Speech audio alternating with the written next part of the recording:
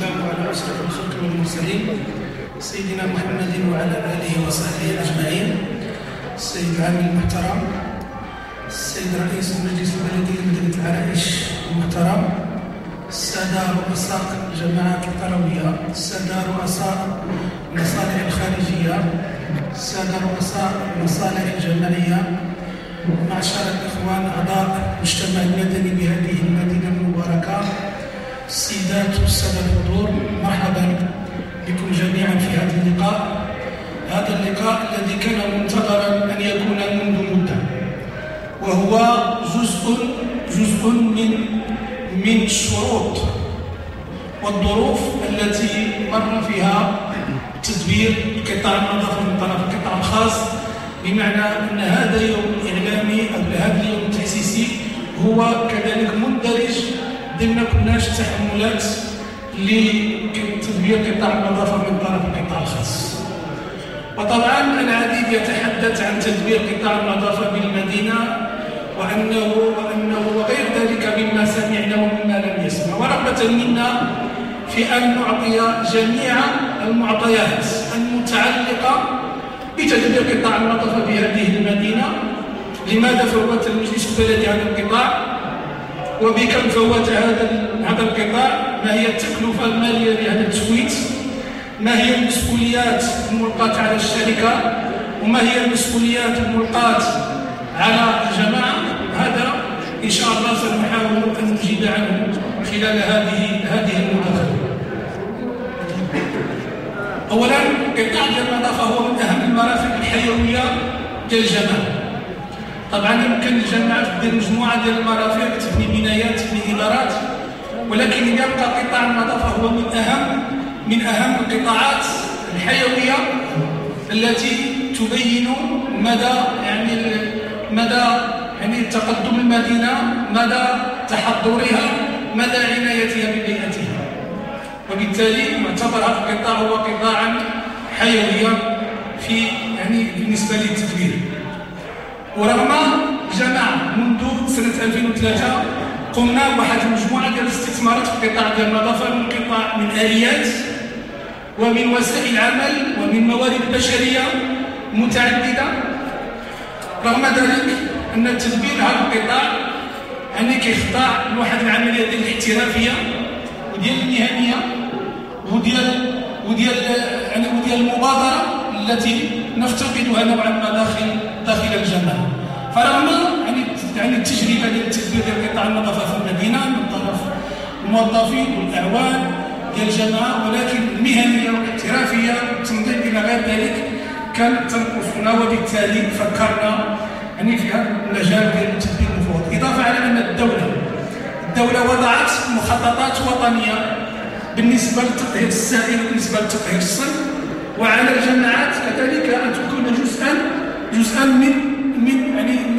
من سياسة ديال الدولة. ما يمكنش الدولة غادا في واحد السياق معين والجماعات الترابية تمشي في سياق آخر. إذن كذلك مشينا في هذا السياق ديال الانخراط في السياسة ديال الدولة خصصت اعتمادات مالية مهمة لا بالنسبة للتدبير ديال قطاع النظافة التطهير السائل ولا الصلب، دعما للجماعات على كافة الطرق. إضافة على أن هناك مجموعة من القوانين في مختلف من كتهم البيئة، كذلك احتراما لهذا القانون كذلك. بالنسبة لهذه العقدة ديال التدبير المفوض اللي عندنا مع الشركة هي لمدة 7 سنوات، وفيها ثلاثة ديال المجالات ديال الاشتغال ديال الشركة. المجال الأول هو المجال ديال جمع النفايات المنزلية، وكذلك بالنسبة لمخلفات البناء. هذا الجزء الأول من هذه الاتفاقية. المجال الثاني هو فيما يتعلق بتنظيف الشوارع، الكنس، الأرصفة، التروطوار، جميع المجالات ديال الكنس وديال التنظيف. والمجال الثالث المكون الثالث ديال هذه العقدة هو فيما يتعلق بالتدبير المطرح العمومي. إذا كاين المجال ديال جمع النفايات المنزلية، المجال الثاني هو المجال ديال النظافة ديال الشوارع وديال الأزقة، والمجال الثالث هو ديال التدبير ديال المطرح. بالنسبة للمجال الأول ديال جمع النفايات المنزلية من طرف الشركة، أولا جمع النفايات المنزلية على كافة التراب الجماعي وفق واحد المخطط وواحد البرنامج. طبعا المدير ديال الشركة فيما بعد غادي يتحدث على الطريقة ديال الاشتغال ديالو داخل المدينة، الطريقة ديال الاشتغال ديالو.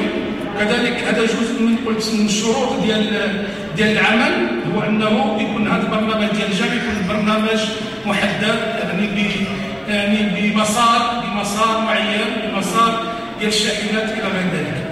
القضاء على جميع المناطق السوداء والمطارح العشوائيه مع العمل على عدم اعاده ظهورها ثاني. كان كذلك من بين الشروط هو انه القضاء على جميع المناطق السوداء داخل المدينه، وكانت هذه هي اول عمليه التي قامت بها الشركه منذ البدايه. وهذا هو اللي كيبين على انه الاداء يتم وفق العمليه ديال الوزن. فالوزن بالنسبه للشهر الاول او الاشهر الاولى هو ضعف تقريبا 600 طن اللي تجمعت في البدايه، وهذا نتيجه على الجمع ديال جميع المناطق السوداء داخل المدينه. جمع واخلاء مخلفات البناء على كافه تراب الجامعه. وغنشوفوا بما اننا هذه العمليات كل عمليه لها ثمن معين. الشركه مطالبه لتوفير جميع الوسائل الضروريه لتنفيذ هذه الخدمات بمعايير الجوده والقواعد الفنيه المطلوبه. اضافه الى هذا العمل اللي هو ديال جمع النفايات اللي تكلمنا عليه، الشركه ملزمه ابتداء بعمليه ديال الاستثمار منذ البدايه ديال 15 مليون درهم، والتي التزمت بها الجامعه عبر اقتناء جميع الآليات جديدة طبقا لكل التحملات. لأنه العملية في البداية كاين الشروط، هو أنه ضرورة الاستثمار في المجال ديال الوسائل ديال العمل. تنفيذ عمل جمع النفايات المنزلية من طرف الشركة تتم وفق مسار محدد يهدف تنظيم عملية الجمع وتحسينها. نظام لوضع الحاويات داخل المدينة، كاين واحد البرنامج، كاين واحد العدد الذي يجب أن يحترم سنويا.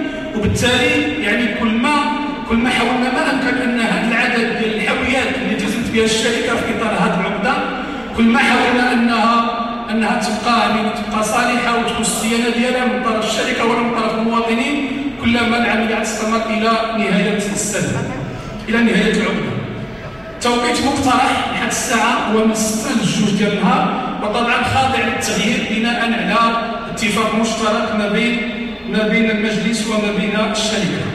الشركه مطالبه بوضع تقديراتها الضروريه لتحديد حاجياتها بالنسبه للوسائل الماديه والبشريه والتنظيميه لتقديم خدماتها في اطار القواعد الفنيه المطلوبه. اذا بالنسبه للتقديرات بالنسبه للامور كامله فهذه الشركه هي مطالبه يعني بهذا المجال هذا. المجال الثاني ديال الاشتراك ديال الشركه هو المجال ديال التنظيف ديال الشوارع. وكاينه الشوارع اللي كتنظف يوميا، يعني 7 ايام على 7 ايام، وهي الشوارع الرئيسيه داخل المدينه.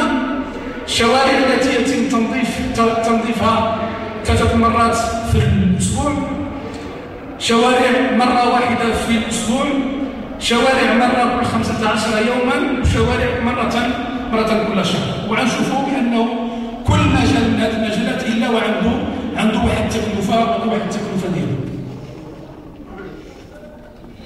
كذلك كاين الان الكنس الآلي للشوارع الرئيسيه، كما تكلمنا كاين الكنس اليدوي، كاين الكنس الآلي، كاين ازاله الاعشاب من الطرق والارصفه واللي كانيفو بين فاتح مارس و30 يونيو من كل سنه، تفريغ حاويات الاوراق وباقي الحاويات الموضوعه على اشاره المواطنين، جمع اوراق الاشجار في فصل الخريف، تنظيف رؤوس البهائم من كافه الطرقات. بمعنى انه حاولنا ما امكن ان يتم دمج جميع العمليات ديال النظافه داخل هذا البرنامج ديال التامينات.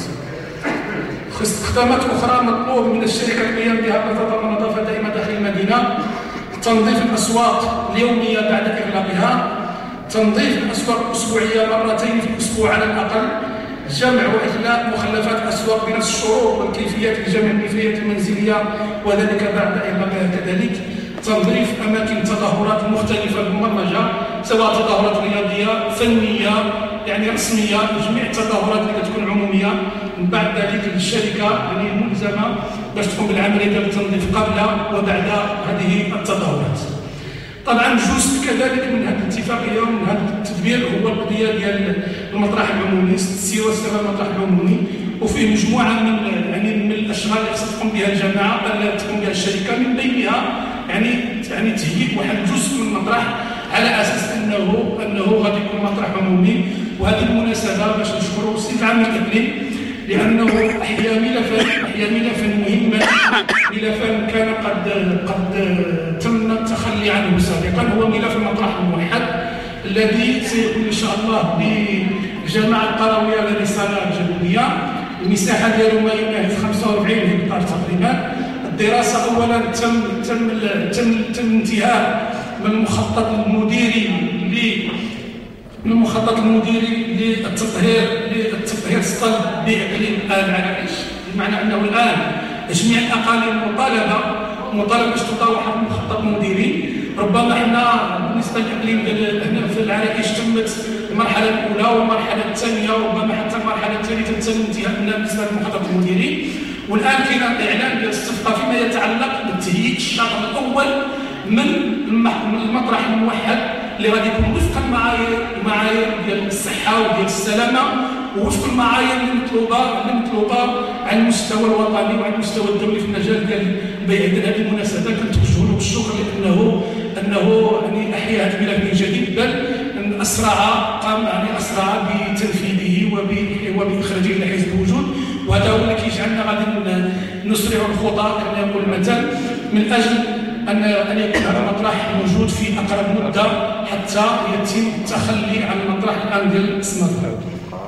اذا كاين داخل المطرح العمومي كاين مجموعه ديال الاشغال اللي خصها تقوم بها الشركه، طبعا جزء منها هو غادي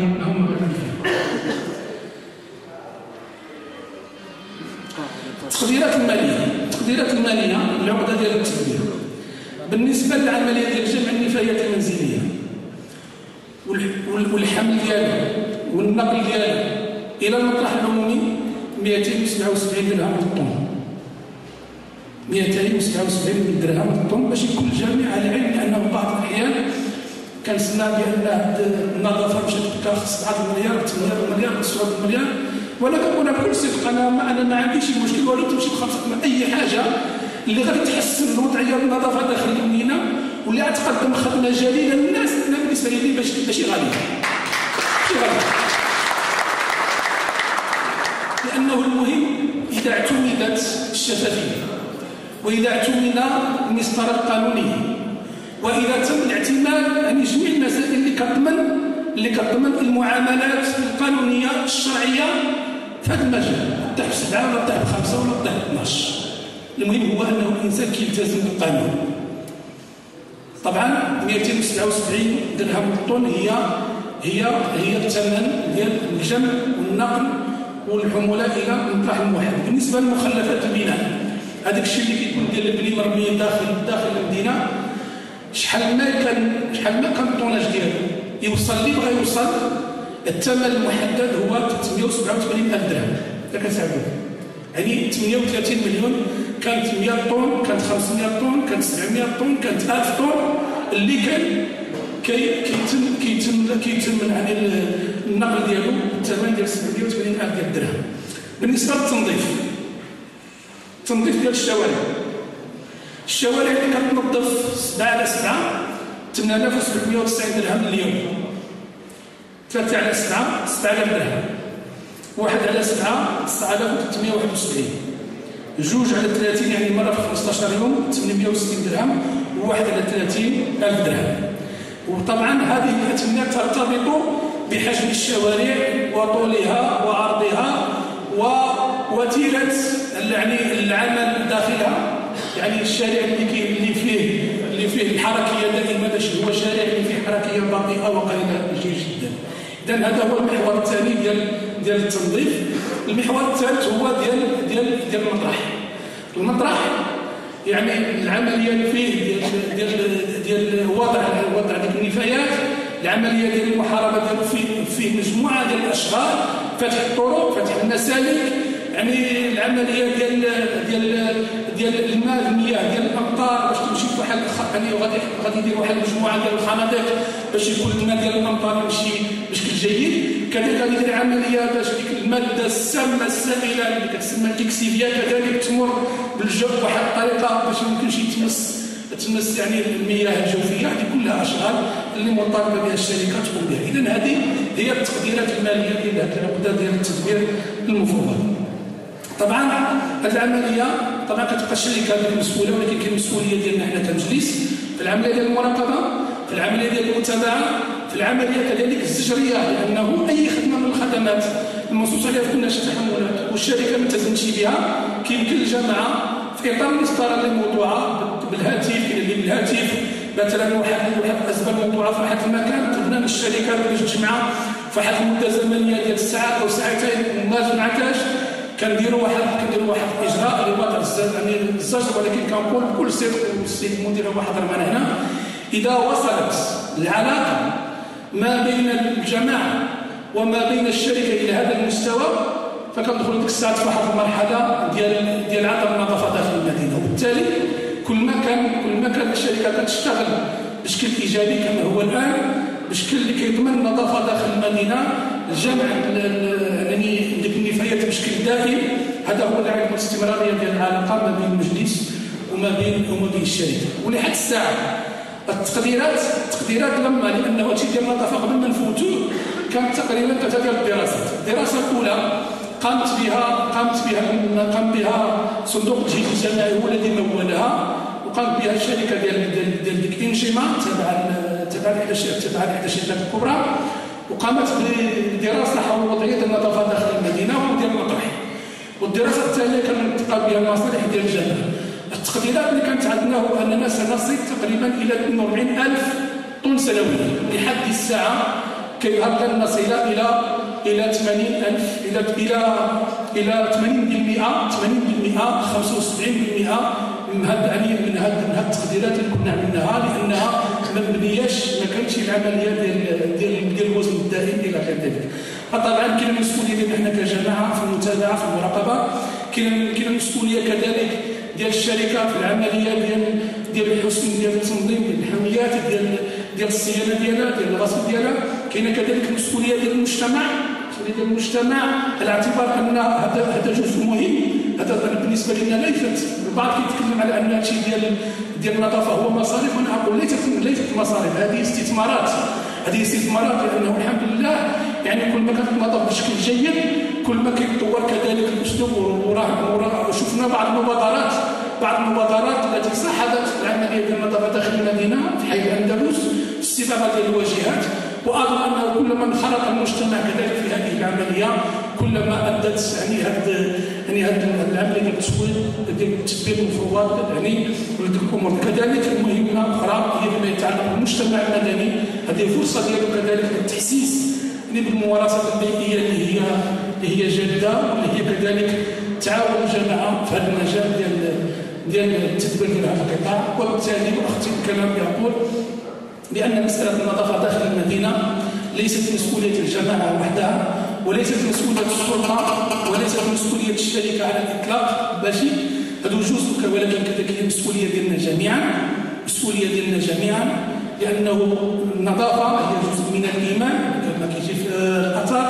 والنظافه هو يعني اي واحد اللي كيدخل لشي مدينه الحكم الاول عليها كيكون من خلال النظافه اللي كيلاحظها داخل المدينه.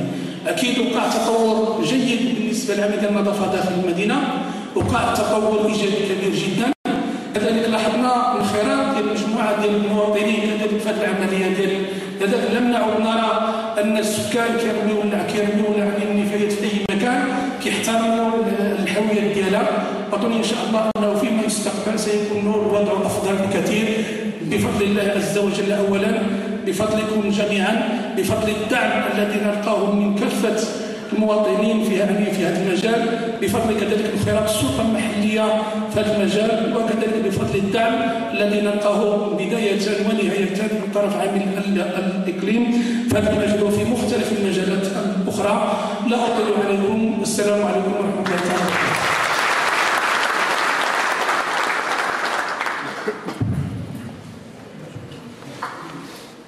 أيها الحضور الكريم، إذن الشكر موصول لسيد رئيس الجماعة الحضري الذي قصد كبير على أرض الخيم.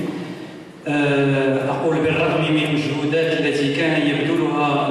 البلدي بإمكاناته المحدودة لوجستيكيا وبشريا للرفع من مستوى أداء تدبير هذا المرفق الحيوي الهام، فإن النتائج كانت لا ترقى إلى مستوى تطلعات ساكنة مدينة القصر الكبير، فكانت الحاجة ملحة إلى المصادقة على كناش التحملات المتعلقة بتدبير القطاع، وذلك في الدورة العادية لشهر أبريل سنة 2011.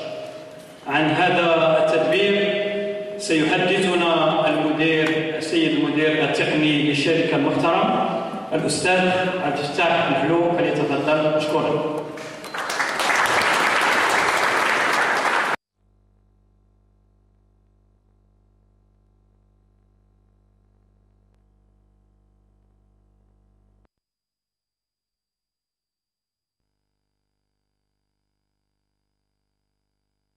والبلدية والجماعات المجاورة، السيد الباشا لمدينة القصر الكبير، السادة مديرو الإدارات العمومية، السادة ممثلو المجتمع المدني، أيها الحضور الكريم، مرحبا بكم في هذا اليوم الإعلامي والتحسيسي الذي يوازي اليوم العالمي للبيئة رغم أنه أتى متأخرا. أشكر السيد رئيس المجلس البلدي على العرض القيم الذي قام به، والذي وضح فيه الإطار القانوني والتنفيذي لهذه الاتفاقية، اتفاقية التسيير المفوض لمرافق التنظيف وجمع النفايات المنزلية وما شابهها بمدينة القصر الكبير. أبدأ عرضي بتعريف بشركة SOS NDD التي أنشئت منذ سنة 1977 برأس مال بشري 100% مغربي، واستطاعت أن تكون لها مكانة خاصة كشركة مواطنة في السوق المحلي. وهذا الإنجاز هو ثمرة العمل الدؤوب، خاصة من حيث نوعية ودقة الخدمات المقدمة، وذلك من أجل الحفاظ على ثقة زبنائها. الهيكل التنظيمي للشركة ويضم فريقين. الفريق الأول هو فريق ذات تدخل مؤقت، ويتكون من السيد المدير العام للشركة كمدبر استراتيجي لهذه الاتفاقية، السيد المدير المالي والسيد الكاتب العام ومدير الموارد البشرية، وعبد الربي السيد المدير التقني للشركة. وكذا فريق ذات تدخل مستمر ومتواجد باستمرار في المدينة، ويتكون من مدير وتقني الاستغلال، رئيس الموارد البشرية، تقني أمين المستودع، كاتبة، ومراقبون يحاولون تأطير أجراء وكذا مراقبتهم. هؤلاء الأجراء يتكونون من سائقو الشاحنات 21 سائق، وعمال جمع النفايات وعمال الكنس، وكذا أجراء المرأب بمجموع 133 أجير. بالنسبة للآليات والمعدات المقدمة من طرف الشركة، فأخص بالذكر جمع النفايات وما شابهها. وفرت الشركة 11 شاحنة، منها 8 شاحنات ذات سعة كبيرة 12 متر مكعب وذات ضغط كبير، و3 شاحنات ذات سعة 5 و4 متر مكعب، وذلك للمناطق الجغرافية ذات الشوارع الضيقة. كذلك جرافة وشاحنة من نوع BNTP ذات سعة 5 متر مكعب، وكذلك حاويات ما يماهز 1288 حاوية من فئة 660 لتر، 360 و 240 لتر. وبالنسبة لمجال الكنس، فهناك كناسة آلية وكذلك تجهيزات ومعدات للكنس اليدوي، وحاويات من سعة 50 لتر لا يناهز 309 حاوية. أما بالنسبة لمجال تدبير المطرح العمومي فوفرت الشركة آليتين جرافتان ذات سلاسل من نوع تراكس دي 6 وأوكلاند. أما بالنسبة لفريق التأطير فوفرت الشركة 3 سيارات و7 دراجات نارية لتسهيل مزاولة عملهم كتأطير ومراقبة للجودة وجودة الخدمات المقدمة حسب دفتر التحملات.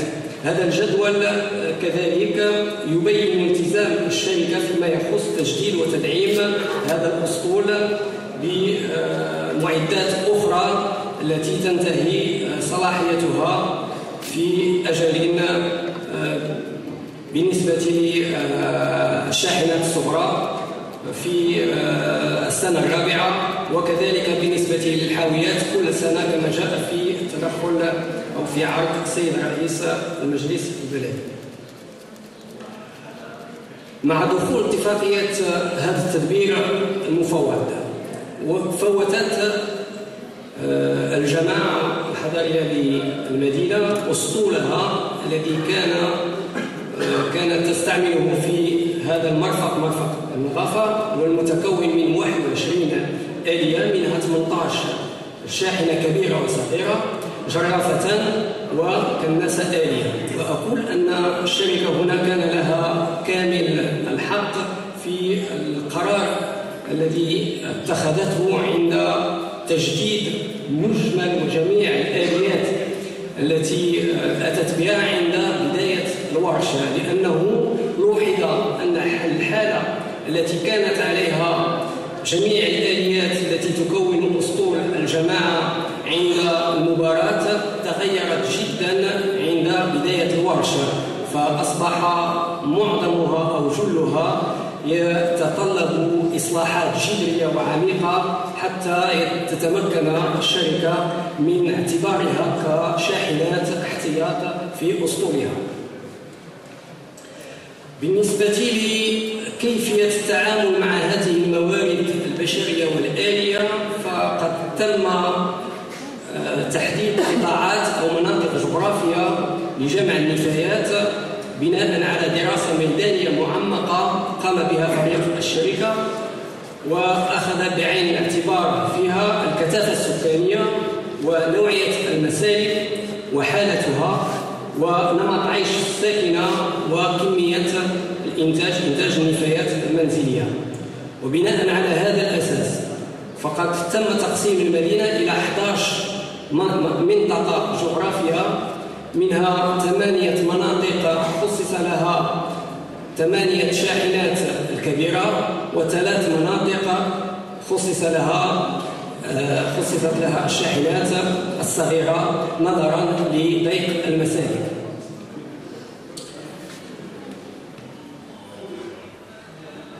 وتتم عملية جمع النفايات المنزلية من الساعة 4 صباحا إلى الساعة 12 زوالا في كل المناطق الجغرافية 11 منطقة جغرافية، ولضمان استمرار نظافة المدينة وعدم تراكم الأزبال وللحد كذلك من تجديد نقاط سوداء أخرى، فخصصت الشركة فريق متنقل جديد يشتغل من الساعة 1 بعد الزوال إلى الساعة 8 مساء، ويستعمل شاحنة كبيرة ذات سعة 12 متر مكعب يسوقها سائق وعاملين.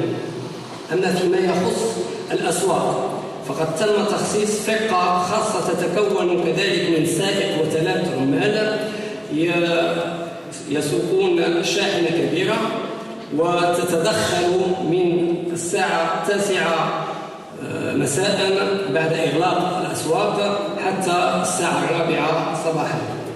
أما بالنسبة للنفايات أو الأشياء التي يتعذر نقلها بالشاحنات الخاصة بجمع النفايات بسبب حجمها أو وزنها فقد تم لها تخصيص فرقة خاصة مكونة كذلك من سائق وعاملين يشتغلان على شاحنة من نوع BNTP ذات سعة 5 متر مكعب. وبالنسبة لجمع الأتربة ومخلفات البناء فخصص لها جرافة وشاحنة من نوع BNTP. وهنا نود أن نشير إلى أنه في خلال الأشهر الأولى من هذا التدبير المفوض لوحظ أن الكميات النفايات المجموعة لا تتعدى 85 طن في اليوم بدل 114 طن في اليوم الذي جاء في دفتر التحملات، مما دفع الشركة بشراكة مع المجلس البلدي وفريق المراقبة إلى تقليص عدد القطاعات من 11 إلى 8 قطاعات مع مراعاة جودة الخدمات المقدمة من طرف الشركة. فيما يخص الحاويات فقد وفرت الشركة 1288 حاوية انطلاقا من دفتر التحملات وعرضها التقني، وقد وزعت منها 966 حاوية في جميع المناطق الجغرافية مع الاحتفاظ بالباقي الذي يناهز 25% كاحتياط لتعويض الحاويات المتلفة. وبالنسبة للنقاط السوداء فطبقا لما ينص عليه دفتر التحملات قامت الشركة بشراكة مع فريق المراقبة للمجلس البلدي بتحديد برنامج يحتوي على جميع النقاط السوداء وكمية النفايات الموجودة فيها، وكذلك الموارد الآلية والبشرية الموفرة لها، ورزمانة عمل بشراكة مع هذا الفريق، بحيث أن الشركة استطاعت أن تقضي على جميع النقاط السوداء خلال الشهر الأول بدل 3 أشهر المنصوص عليها في دفتر التحملات. وهذا جاء إثر معدات إضافية أتت بها الشركة كشاحنتان كبيرتان من نوع 8-4 التي تبلغ سعتها 21 متر مكعب، جرافة و30 عامل. بعض الصور التي توضح عملية القضاء على هذه النقط السوداء، وكذلك توضح عملية وضع الحاويات في هذه الأماكن حتى نستطيع أن نقضي بشكل نهائي على تجديد هذه النقط السوداء. بالنسبة لعملية الكنس فكما جاء في عرض السيد الرئيس هناك وبناء على الدراسة الميدانية هناك ترددات لكل الشوارع والأزقة في المدينة حسب أهميتها ودورها في الحياة اليومية للساكنة. فمثلا الشوارع الرئيسية خصص لها وتيرة 7/7 بمعنى أنها تكنس طيلة أيام الأسبوع من الساعة 6 صباحا إلى الساعة 2 بعد الزوال. أما بالنسبة للشوارع الثانوية حسب نوعيتها فهي تستفيد من ترددات 3/7 1/7 1/15 1/30. يقوم بإنجاز هذه العملية 28 عامل طبقا لبرنامج يومي لتنفيذ العمل. ولضمان استمرارية نظافة المدينة فقد خصصت الشركة فرقة خاصة لهذا الغرض تتكون من 5 عمال مجهزين بجميع الوسائل الضرورية ويشتغلون من 2 ظهرا إلى الساعة 8 مساء. بالنسبة للساحات العمومية والأسواق فهي تكنس بواسطة 10 عمال يوميا طيلة الأسبوع ما عدا السوق الأسبوعي الذي خصص له يومين في الأسبوع. خريطة تبين الشوارع والأزقة لكل عامل، فهو مثال للخرائط التي أنجزت من طرف فريق الشركة، ويوضح أن لكل عامل خريطة توضح له من أين يبدأ صباحا وأين يختم عمله ومن أي شارع يبدأ. فهناك مثلا شارع رئيسي طيلة اليوم يبدأه من الساعة 6 صباحا إلى حوالي 8 أو 8:30، ثم يدخل إلى الأزقة والشوارع الثانوية حتى يتسنى للساكنة عند استيقاظهم من مشاهدة نظافة على الأقل في الشوارع الرئيسية. وهذه الخرائط أيضا تسهل عملية التأطير والمراقبة للفريق، وتسهل كذلك على فريق المراقبة للمجلس البلدي إنجاز عمله.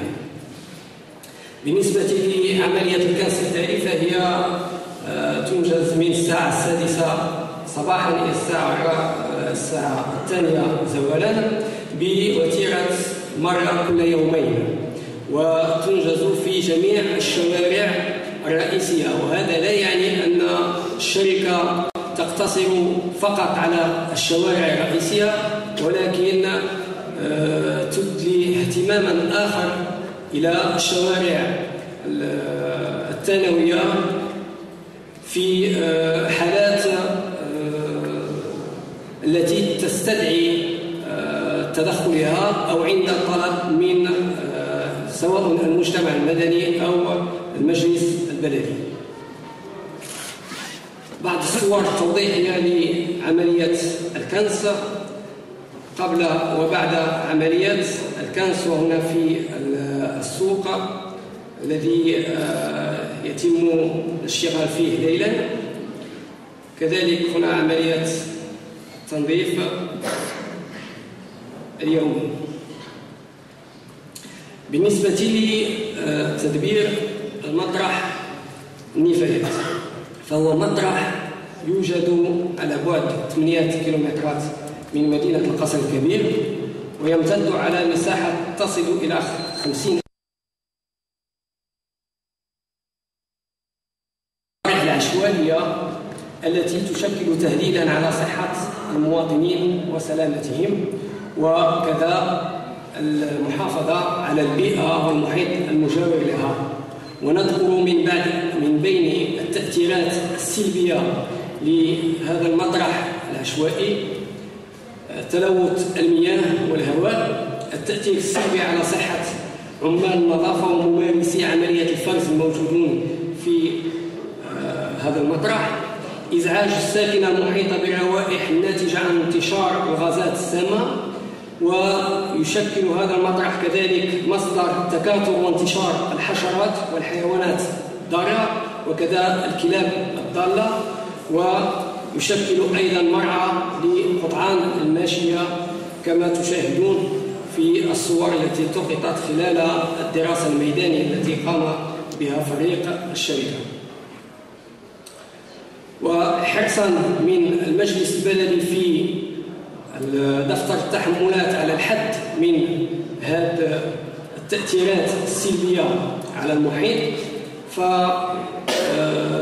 فتعتمد الشركة في تدخلاتها على جميع الوسائل التقنية والآلية المعمول بها في هذا المجال، وقد اقترحت في عرضها التقني إعادة تهيئة الطريق المؤدي إلى المطرح أولا، وكذا إحداث ممرات داخل المطرح لتسهيل عملية استقبال وتفريغ شاحنات النفايات المنزلية للمدينة. كذلك تسييج مطرح النفايات للحد من الخروج العشوائي لهذا المطرح،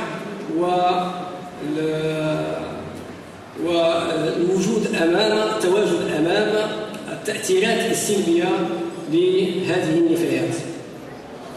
كذلك خلق شبكة لصرف عصارة الأزبال ما يسمى بالإكسيفيا لتحويله إلى حوض تجميع قبل ضخه بمضخة ذات صبيب عالي لسقي النفايات القديمة حتى يسهل تبخرها في الهواء. وبالنسبة لاستقبال النفايات الجديدة ودفنها، فارتأت الشركة أن تقسم المطرح إلى جزئين. الجزء الأول وهو ما سميناه بصندوق صفر، ويحتوي على النفايات القديمة، وهنا سيعاد تأهيل هذا الجزء بهدف تحويله إلى منطقة مشجرة. والجزء الثاني وهو صندوق واحد، والذي سيتم استغلاله بواسطة دفن هذه النفايات الجديدة، وفي نهاية العقدة سيتم تحويل هذا الصندوق واحد إلى منطقة مشجرة.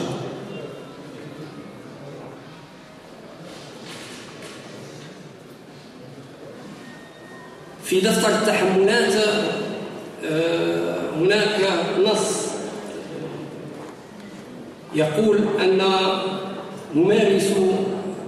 ممارسو عملية الفرز الغير المقننة ممكن أن يستمروا في هذا العمل شريطة أن تتوافق مع عدد من القواعد، وهذا في صالح هؤلاء حتى نحد من التأثيرات السلبية عليهم. رهانات بلدية القصر الكبير بهذا التفويت هي كبيرة كمشاركة فعالة في حماية البيئة والمساهمة في تحقيق التنمية المستدامة من خلال تسيير فعال لقطاع النظافة، إدخال الخبرة والتقنيات الحديثة في مجال تدبير قطاع النظافة، وكذا مواكبة المشاريع التي تنجز بمدينة القصر الكبير. وهنا كما جاء في عرض السيد الرئيس أن البيئة هي للجميع والكل مسؤول عليها، سواء جماعة أو شركة أو سلطات محلية أو مجتمع مدني. وفي هذا السياق تمت عملية تحسيس المواطنين في بداية هذا الورش، انطلاقا من تجاوز بعض الإكراهات، ولكن مع كامل الأسف وقعت هذه الإكراهات ولوحظت في الأشهر الأولى، وأذكر منها في مجال النفايات ضعف البنية التحتية لبعض أحياء المدينة وانعدامها في أخرى، ضعف الإنارة في الأسواق، وعدم تقبل بعض الساكنة تواجد الحاويات ببعض الأماكن، أوقات إغلاق الأسواق وخاصة سوق السمك، عدم التزام بعض المواطنين بوضعهم النفايات في الحاويات المخصصة لهم. في مجال تنظيف الشوارع فإكراهات تتلخص في صعوبة تنظيف بعض الأزقة والشوارع الغير المعبدة، عدم تعاون بعض التجار والمهنيين بإلقاء مخلفات كنس محلاتهم بالشوارع والطرقات بعد مرور عام الكنس، كثرة الأتربة المتراكمة على الأرصفة الوافدة من الطرقات الغير المعبدة ومن محيط المدينة. وبالنسبة للمطرح العمومي فالإكراهات الجسيمة هي التوقيف والمنع المتكرر للأشغال المتعلقة بتهيئ المطرح من طرف الساكنة المجاورة له، وإرباك سير العمل بالمطرح من طرف ممارسي عملية الفرز الغير قانوني. العملية التحسيسية والحملة التحسيسية التي قامت بها عند بداية وقبل بداية الورش كانت عملية لإعلام وإخبار الساكنة بهذا التفويت لهذا القطاع، وطلبت منهم التعاون مع عمال النظافة من أجل الوصول إلى الأهداف المنصوص عليها في دفتر التحملات. وهنا لائحة استعملت في هذا الحملة التحسيسية بصور تعبر عن سلوكيات بيئية، وكذا الحفاظ على المعدات الموضوعة تحت إشارة الساكنة. وكذلك في هذا الإطار قامت الشركة بتحرير ميثاق للنظافة يشتمل على التزامات المتدخلين، فالجماعة التزمت بتوفير وتأمين واحترام القوانين المتعلقة بقطاع النظافة، وأخذ الإجراءات الزجرية ضد مخترقي القوانين. كما تلتزم الشركة بوضع الحاويات تحت تصرف المواطنين وإفراغها وأصلها بصفة منتظمة. التزام كذلك الشركة بكنس الشوارع والأرصفة بشكل منتظم وبجودة عالية. القيام بحملات خاصة لتوعية وتحسيس المواطنين ودورات تكوينية للعمال والمستخدمين بالشركة للقيام بمهامهم في أحسن الظروف. ويلتزم المواطنون باحترام أوقات مرور الشاحنات ووضع الأزبال في الأماكن المخصصة لها والحفاظ على هذه المعدات والتعاون مع عمال النظافة، وكذا تحسيس وتوعية أفراد العائلة حول مبادئ النظافة والمحافظة على البيئة. كما يلتزم التجار والحرفيون بتخصيص مكان لوضع الأزبال الناتجة عن مزاولة نشاطهم وحث الزبناء والمستخدمين على عدم رمي الأزبال على الأرصفة والشوارع. وشكرا لكم.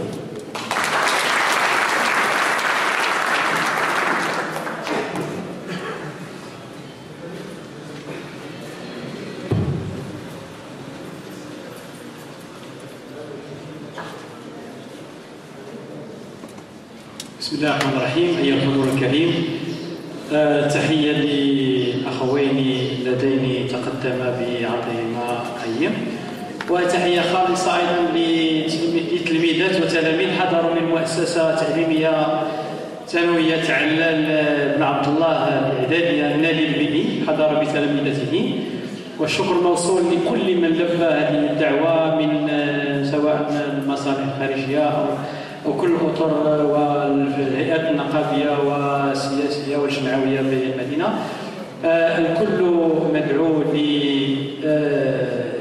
لزيارة المعرض الذي عرضته شركة OS في انتظار حفل الشيء إن شاء الله الذي موعد.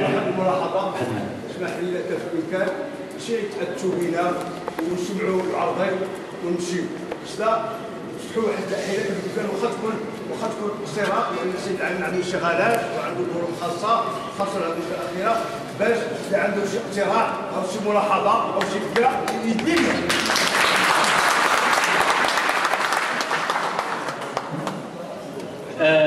تلبية للمجتمع المدني لطلب المجتمع المدني، إذا كاين شي تدخلات في حدود 3 أو 4 تدخلات تكون مركزة في الموضوع. الزنان عبد القادر أحمد بالقدر.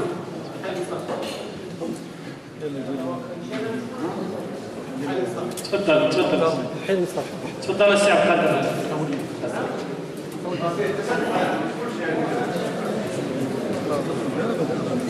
بسم الله العلي القدير، ولا حول ولا قوة إلا بالله العلي العظيم.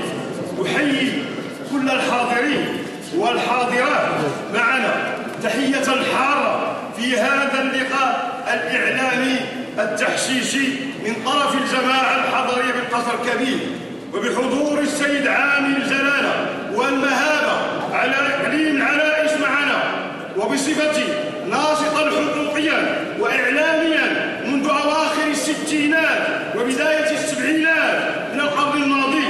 في البداية لا بد أن نسير ونحيي تحية خاصة ونشكر الشكر الجليل جلالة الملك المعظم على ما نسمع ويروج بين السكان أنه سيقوم بالزيارة الملكية المنتظرة والميمونة والسامية والقريبة لمدينة القصر الكبير، مدينة المجاهدين والمناضلين والثوريين ضد الفساد والظلم والاضطهاد والإقليم كافة. وأشير إلى أنه لماذا دائما عندما ينظمان المجلس البلدي بالقصر الكبير وعمالة الإقليم لقاء أو نشاطا لا يستدعيان إلا الإعلاميين الموالين لهم، ولا يستدعيان الإعلاميين الذين يكتبون موضوعيين ويعينون جلالة الملك المفدى محمد السادس أيده الله ونصره بالكتابة والنقد البناء للاختلالات للمسؤولين وللمؤسسات المعنية بهذه الاختلالات، بأنهم يعينون جلالة الملك على التغيير والإصلاح والنقد البناء، لأنه بوحده لا يمكن أن يغير ويصلح كل المؤسسات والمسؤولين بالإقليم خاصة وبالمغرب عامة. لا بد أن نتعاون معه جميعا على الإصلاح والتغيير الذي ينشده ويعمل لتحقيقه بكل مجهوداته الكبيرة والجبارة. وعن تطهير الصرف أقول في السابق لما كان الماء تابعا للمجلس البلدي بالأصل كبير وكان ثمنه رخيصا، ولما سلمته بشركة الماء والكهرباء أصبح ثمنه غاليا كما سيقع للنظافة، ولو أنها أصبحت أحسن مما كانت عليه بهذه المدينة التاريخية العريقة من قبل شيئا ما. وعن تطهير الصرف أقول إن جل سكان هذه المدينة فقراء ومحتاجين للعمل وتحقيق حقوق بعضهم المهضومة، وكل أسرة فيها عددا كبيرا مهم منها بدون عمل، وأغلبية السكان ينهون بعض الشهور بالدين أو بالتكافل أو التضامن، وليس لهم إمكانيات لإضافة ثمن التطهير الصرف إلى أخذه من جيوبهم، فنترك كالسابق التطهير الصرف بيد الجماعة الحضرية المذكورة. وأخيرا نوجه شفاهية لجلالة الملك المفدى محمد السادس نصره الله وأيده، راعي الفقراء والضعفاء وكل فئات سكان المغرب، وحامينا وحامي وحدتنا الترابية واستقرارنا بخيره يخبره بها عامل إقليمنا الحاضر معنا عن اختلالات بهذه المدينة قام بها المجلس البلدي الحالي وبعض المسؤولين السابقين، كتضييق الشوارع وتوسيع الأرصفة والقضاء على حديقة السلام وغيرها من الاختلالات المضرة بهذه المدينة الغيورة مع الوطنيين المغاربة على هذا الوطن، والصامدة والإصلاحات المغشوشة وغير ذلك في المعدات الميزانية الهامة التي ترصدها الدولة المغربية لهذه المدينة العتيقة أكثر من أي وقت مضى. فهذا المجيب ومن جواب سافر ومقنع، وشكرا على انتباهكم وإنصاتكم لسماعكم وتبصري، وأتحمل المسؤولية كلها لوحدي عن هذه المداخلة والكلمة القصيرة جدا. التوقيع عبد الرحمن حضور. تفضل الأستاذ خمام مولانا إن شاء الله. أستاذ خمام. بسم الله الرحمن الرحيم. أنا غنتكلم في مسألة النظافة والموضوع ديال الساعة. السيد الرئيس السادة أعضاء المجلس البلدي السيد عامل المحترم، تسويف القطاع إلى الشركة والاجتهاد يشغلون على جميع الحالات، إن أصبتم فلكم أجران وإن أخطأتم فلكم أجر واحد. لكن رغم ذلك كاين بعض الملاحظات نتمنى لنصل إلى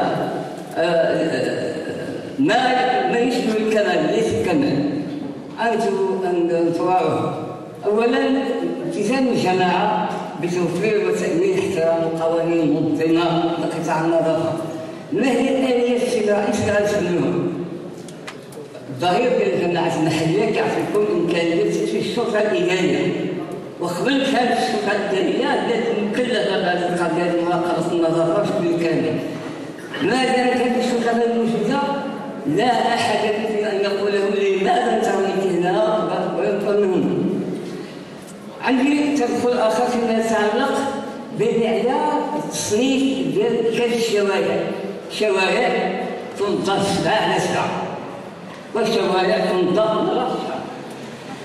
واش من حقك كمواطن نخلي الوسخ دائما حتى تجي له مرة في الشهر، في حين أن الشوارع تنظف يوميا؟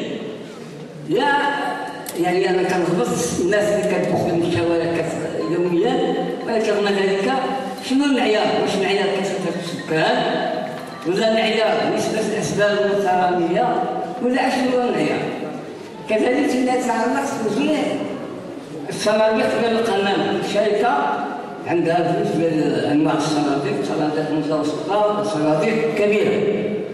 بعض الأماكن كانوا فيها وفرة الصناديق وخلات السكان، ولا الشيء إلا أكون كلكم تعرفون. بعض المناطق فيها كثرة السكان وفيها قلة ديال الصناديق. واحد الراس مسلوق قبل هنايا كيقول يعني كاين جوج ديال الصناديق، واحد كيرمي إلا ما لقيتش كنرمي الأسباب ديالي فين غادي نعملها؟ بعد شحال غنحطها في الشارع؟ حنا في الشارع الحرية أنا تنخرج الأسباب ديالي بيدي. إلا كنبقى نعملها عندي خيار، إما نحطها للصلاح وإما كنحطها. أحيانا نقول صراحة كنحطها حدا عندنا الصناديق، كاين 3 الصناديق حوالي 400 أسرة ديالنا وشارع الحرية كيجي ليه الأسباب من السويقة من الزرقاء تحت عدد الأفريقيا مثلا تزوج كاين. إذا هذه الصناديق يجب إعادة النظر فيها على دراسة. الشركة عندها الحمد لله المستشفى ديالها تعمل دراسة هذه المنطقة ديال الكثافة السكانية عدد كلام من الأسباب كتخرج الدار تعطيهم الصناديق الكافية. وإلا ما تمنيش لو الشارع النقط السوداء. النقط السوداء كاينه بعض الاماكن اللي باقا نقط سوداء. السبب ما تيعوش الشركه راه كاين اللي كتستوقف، ولكن كيعوش ايضا لبعض المواطنين اللي عندهم فلايات متآكله مهدمه كيسمحوا فيها وكيخلوها مرتعا للاسباب والقوارب. وانا شخصيا عملت سيره المنظر وصلتها سيره بلدي الرصد الثالث عام ديالو ماشي منظر حسب راسو شي نقطه سوداء عندها 20 عام، وحتى شي مجلس وحتى شي واحد ما قدر يدخل لهاد الورثات تروحوا هاد الخدمه ديالكم من يبنيوها هي تبقى دائما نقطه سوداء وخرج الشركه بما اتت. اخيرا باش ما نطولش عليكم شركه على حسب ماشي مخلص قالت عندنا 133 اجير من الفلوس البلديه القطاع الشركه كان عندها ازيد من 240 اجير عامل مرة. وهذه الاحصائيه انا كنت عضو في المجلس الاقليمي كانت الوسائل يعني الاحصائيات ديال الاداره كيف العقار 240 ما كانش يخدم يجمع الاسباب المدينه 133 غتقولوا لي القطاع الخاص يخدم في القبر معقول، ولكن كتظن الشركه ما خاصش من الارباح ديالها زدنا في الخدامه ولذلك غتكون مؤدات. شكرا.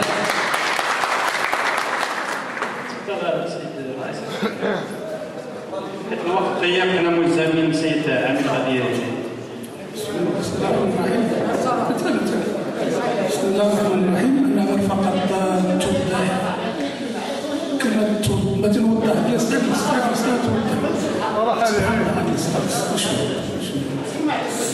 بسم الله الرحمن الرحيم. إخوان الأعين، أولا المجلس البلدي هو جزء من هذا السكان من هذه المدينة، ونحن دائما الابواب ديالنا مفتوحه لكل المقترحات ولكل الاراء اللي من شانها انها تحسن الاداء ديالنا وتحسن يعني العمل ديالنا. طبعا نحن بشر ممن خلق، والبشر من طبيعته ان يصيب وان يخطئ، ولكن الشيء الوحيد الذي ساتحدث عنه هو ان اتحدى ايا كان أن يقول بأن المجلس البلدي أو أعضاء المجلس البلدي يقومون بشيء خارج القانون أو خارج الشرع أو خارج شيء من هذا القبيل. أتحدى إن كان. الحمد لله كاين مجلس على الحسابات وكاين المراقبة وكاين كل شيء. بالتالي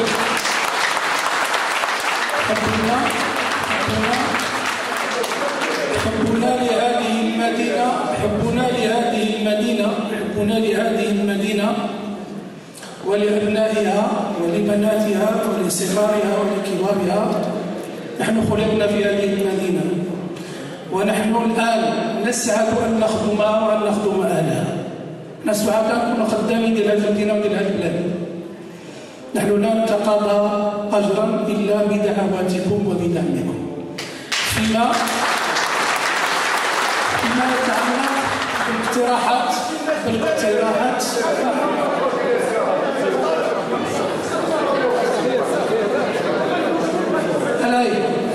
أنا بغيت نجاوب على أي بما أنه الله عز وجل عطانا جوج ودين نسمعوا بزاف وعطانا لسان واحد.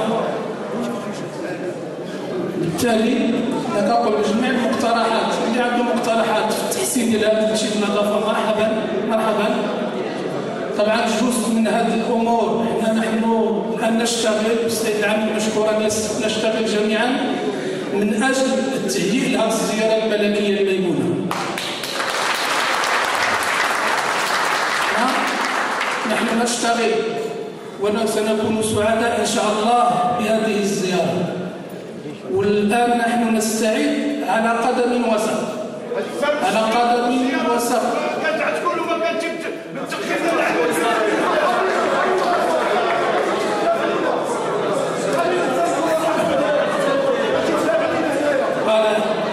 شوف ملي كيكون الصداع بحال هكا نقولوا سبحان ربك رب العزة عما يصفون والسلام على المرسلين.